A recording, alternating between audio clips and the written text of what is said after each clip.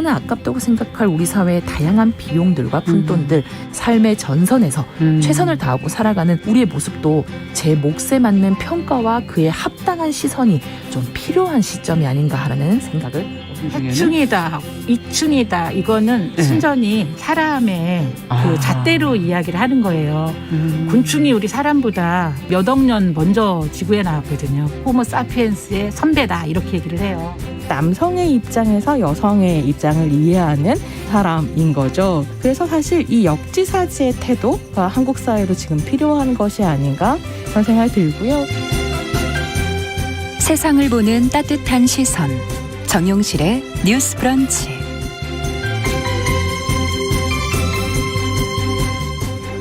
네, 정용실의 뉴스 브런치 듣고 계신 지금 시각 11시 31분입니다. 필환경 시대를 맞아서 기후변화와 밀접한 이 환경 이슈들 저희가 들여다보고 있습니다. 환경하자. 오늘은 서울환경운동연합의 최영 활동가 자리해 주셨습니다. 어서 오십시오. 네, 반갑습니다. 네, 오늘 이제 낙엽이 아직 떨어지진 않았지만 네. 은행은 좀 떨어졌어요. 네, 맞습니다. 냄새가 지금 엄청 나고 있던데 걸어다니면서 낙엽에 대한 오늘 얘기를 좀 해보자고요. 네. 네, 일단은 얼마 전부터인가 이제 가을이 왔구나. 이런 것들이 맞아요. 좀 실감이 되더라고요. 가을 하면은 아무래도 좀 또 이제 낙엽, 그러니까 그렇죠. 이제 단풍이 또 떠오르고. 맞아요. 그러니까 단풍이라던가 낙엽이라던가 이런 것들이 사실은 어떻게 보면 되게 낭만적인 이미지가 떠오르게 되는 부분이 있는데. 근데 너무 빨리 치우시니까 또 그런가요? 낭만을 네. 어떨 때는 느끼기도 전에 사라지더라고요. 그렇죠. 네. 이게 또 왜 그럴까 생각을 해보면은 도시를 또 관리하는 입장에서는 이게 뭔가 낭만이라던가 시민들이 이렇게 다양한 이미지를 상상할 수 있는 대상이 아니라 그냥 빨리 치워야 하는 쓰레기라고만 그렇죠. 좀 여겨지는 경향이 혹시 있는 것 같아요. 잘못되는 분 계실까? 미끄러지거나 그렇죠. 뭐 이런 그런 네. 생각들 하시는 거겠죠. 네. 아무래도 뭐 민원이 들어가기도 쉽고 뭐 그렇다 보니 네. 그러면 낙엽이라는 게 그냥 떨어지는 나뭇잎 아니에요? 말 그대로 보면은 정확하게 네, 그렇습니다. 떨어지는 그래서 또 나뭇잎. 나뭇잎이 떨어지는 현상 그것까지도 볼수 낙엽이라고 있다. 총칭하는 것 같고 이제 그 낙엽 같은 경우에는 왜 발생하느냐를 좀 보면 광합성을 하잖아요, 나무가. 네. 그러면서 이제 살아가는 데 필요한 탄수화물 같은 것들을 합성하려고 네. 뭐 물도 사용을 하고 맞아요. 햇빛도 흡수를 하고 하는 과정에서 이렇게 그 광합성을 해서 뭐 이산화탄소도 흡수하고 탄소도 그렇죠. 배출하고 이런 기능도 하는 건데 거기에서 이제 광합성을 하고 나서 충분히 영양소를 머금었을 때 이제 이파리에 머금고 있던 영양분을 줄기로 이동하는 과정에서 엽록소가 파괴된다고 합니다. 그 과정에서 자연스럽게 이 색깔이 바뀌는 거죠. 단풍이 지게 되고 낙엽으로 이렇게 떨어지게 되는 거죠. 네. 그렇군요. 그러니까 이제 어느 정도 영양소는 다 받았으니까 역할이 끝난 거네요. 그렇게 하고 이제 또 새 네. 잎을 틔우기 위해 그래서 또 오래된 겨울을 잎은 버티기 위해 떨어뜨리는 나가는 네. 거군요.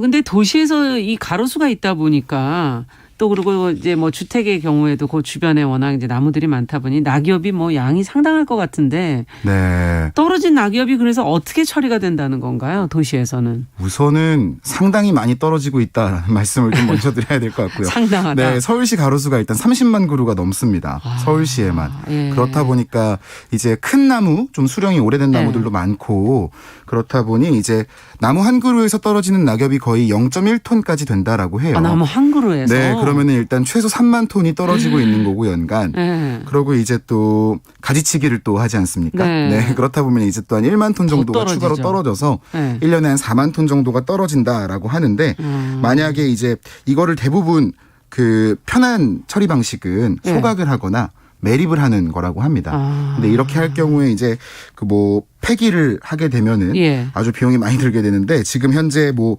매립 소각 같은 방식으로 폐기하는 게 58% 정도가 대부분이네요. 되고 네. 무상으로 뭔가 농가라던가 이런 것들을 제공하는 경우가 30% 그리고 퇴비로 만들어서 제공하는 경우가 9% 그리고 나머지 3% 정도를 다시 산림에 다시 뿌려주고 있다라고 합니다. 자연으로 돌아가거나 퇴비로 제공되는 게 겨우 10%가 조금 넘는 정도이네요. 그런 거죠. 네. 이게 그러면은 이 폐기하려면 비용 아닙니까? 폐기하는 건. 맞습니다. 어마어마한 사회적 비용이 필요합니다. 가을마다? 네. 가을철, 겨울철. 사실 낙엽이 많이 발생하는 철을 보면은 예상 외로 이제 한 2월 정도라던가 이럴 때 많이 발생한다는 통계가 있기도 했고요. 아마도 이제 그때까지 잎이 매달려 계속, 있다가 떨어지는 그렇죠. 잎속으로 떨어지는 나무들이 있기 때문인 것 같고 그리고 또 이제 9월 11월, 11월 이럴 때가 전통적으로 좀 맞아요. 많이 떨어진다고 하는데 이렇게 좀 집중적으로 떨어지는 때가 있는 거라서 이게 상시 이렇게 가동이 되고 있는 건 아니지만 뭐 만약에 이거를 매립을 한다고 했을 때 광진구 기준이었던 것 네네. 같은데요. 1톤을 잡았을 때 기준으로 잡았을 때 매립을 하게 되면은 16,000원. 그리고 소각을 하면 10만 원.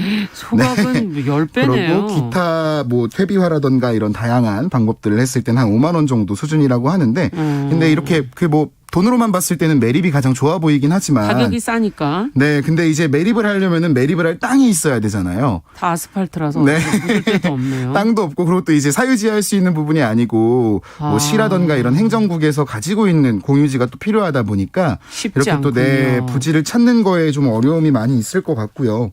그리고 또 사실 이렇게 낙엽을 단순히 폐기하기만 하는 게 저는 좀 오늘 탄소 중립 같은 것에도 좀 많이 위배가 된다라고 말씀을 드리고 싶어요. 왜냐하면은 그렇죠. 말씀드렸듯이 아까 그런 뭐 광합성을 하면서 흡수한 그런 이산화탄소들, 예. 탄소 같은 것들 영양분들을 다 머금고 있고 낙엽이 뭐 땅을 살린다 이런 얘기를 하는 것들도 낙엽에 탄소가 풍부하기 때문이거든요. 근데 이걸 만약에 그대로 이제 소각을 한다라고 하면은 네. 결국에는 지금까지 머금고 있던 탄소를 다시 공기 중으로 내보내나요? 배출하는 오. 거니까 사실은 이제 탄소 흡수를 위해서 도시숲을 조성해야 된다거나 나무를 심어야 된다거나 역행하는 부분도 있는 거네요. 이런 것들을 완전히 역행하게 되는 거라고 생각을 또 하고 그리고 또 이제 뭐 매립을 하면 괜찮은 거 아니냐라고 하실 수도 있지만 그러니까요. 매립을 하게 되면은 이제 그 매립가스가 발생하기 때문에 메탄이 또 나오게 됩니다. 메탄도 또 대표적인 온실가스 중 맞아요. 하나거든요. 메탄이 네. 나오는군요. 그렇다 보니까 매립하면. 사실은 이제 뭐 폐기하는 방식이 사회적 비용도 많이 소모될 뿐만 아니라 네, 이제 뭐 기후변화라던가 이런 것들에 대응하기 위한 우리들의 노력도 좀 역행하게 되는 부분이 있다. 그래서 네, 좀 관심을 가져야 될 것 같다. 이런 말씀을 좀 드리고 그러면은 싶습니다. 저도 갑자기 이런 얘기하니까 예전에 봤던 일본 영화에 뭐 건축가가 이것을 땅을 살리기 위해서 옆에다 삭힌다고 표현해야 될까? 그렇게 해가지고 다시 땅에다가 이걸 뿌리시더라고요. 모아놨다가. 네. 네. 근데 이거 낙엽을 지금 3170님도 낙엽을 모아 썩혀서 거름으로 쓰면 좋다고 그러는데 왜 태우지 말고 이 방법으로 하면 안 되겠냐고 지금 의견이 왔거든요. 맞습니다. 적합한 방법이 그럼 어떻게 해야 된다는 얘기입니까? 사실 저도 가장 지금 적합한 방법은 퇴비화라고 생각을 합니다. 뭐 부엽토를 만들 수도 있을 거고 네. 탄소가 풍부하다 보니까 실제로 또 이제 뭐 적정 기간 숙성을 시켜가지고 것들을 사용하게 할 수도 있을 것 같아요.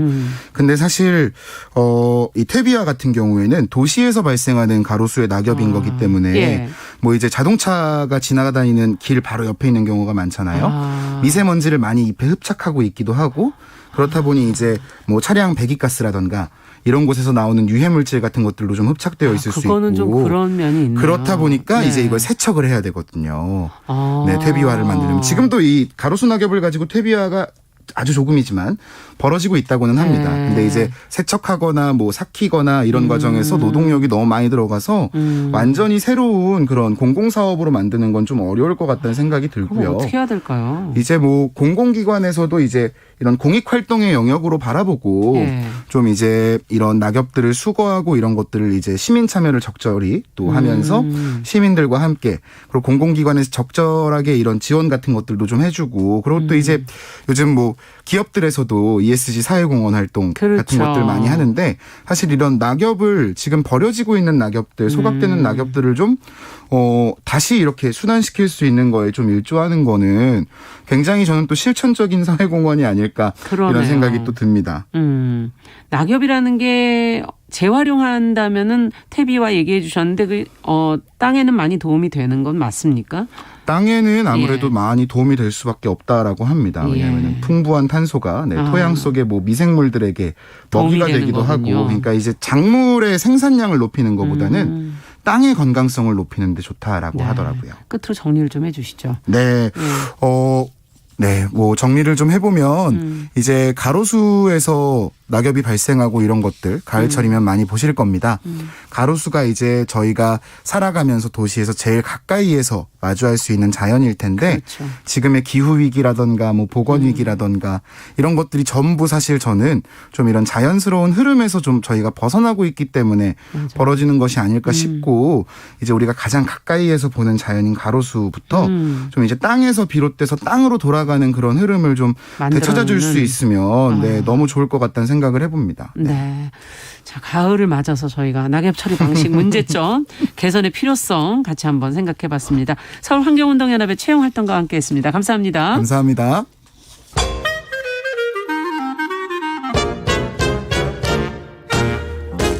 모두가 행복한 미래 정용실의 뉴스 브런치.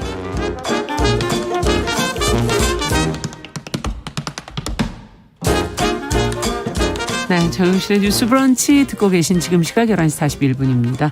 자, 이번에는 대중매체와 사회문화 현상을 좀 깊게 까칠하게 들여다보도록 하죠. 손희정의 문화비평 시간입니다. 손희정 문화평론가 자리해